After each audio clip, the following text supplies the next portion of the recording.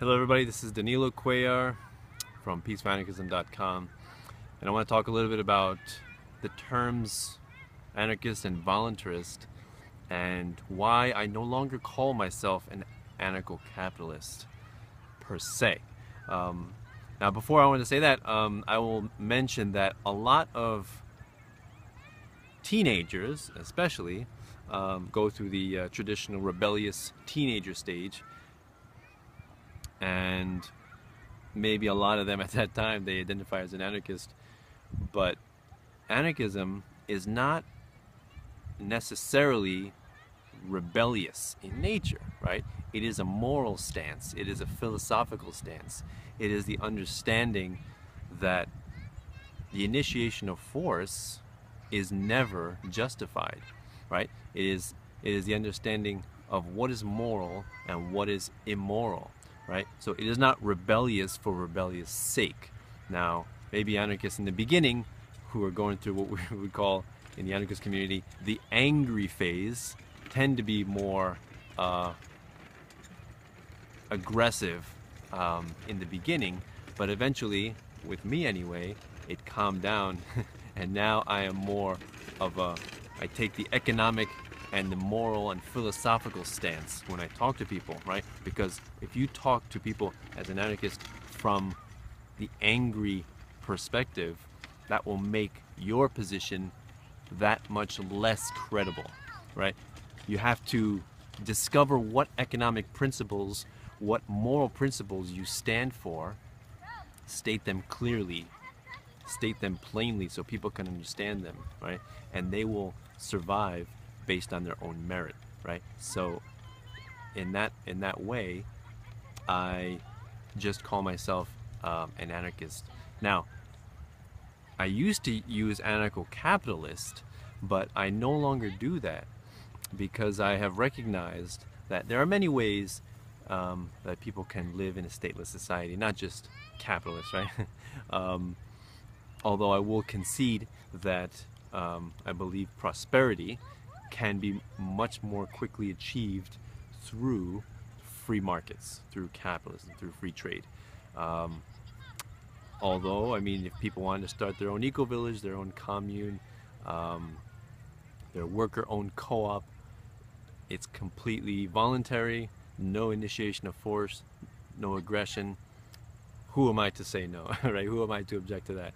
That is people's preferences, that's how they want to live their lives, so be it, right? But I ascribe more to the idea of property rights, self-ownership, and non-aggression, right? As being more specifically free market capitalist. And in that way, incidentally, those other segments or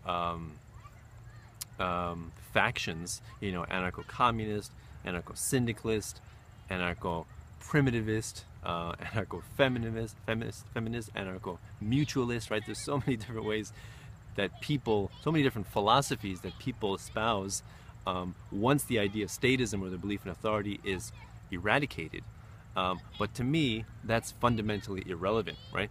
The primary problem in society that we have to deal with today is the basic idea of the initiation of force, the belief in authority, which is the linchpin, the underpinning of statism itself, right? And this is what we have to have people recognize, right?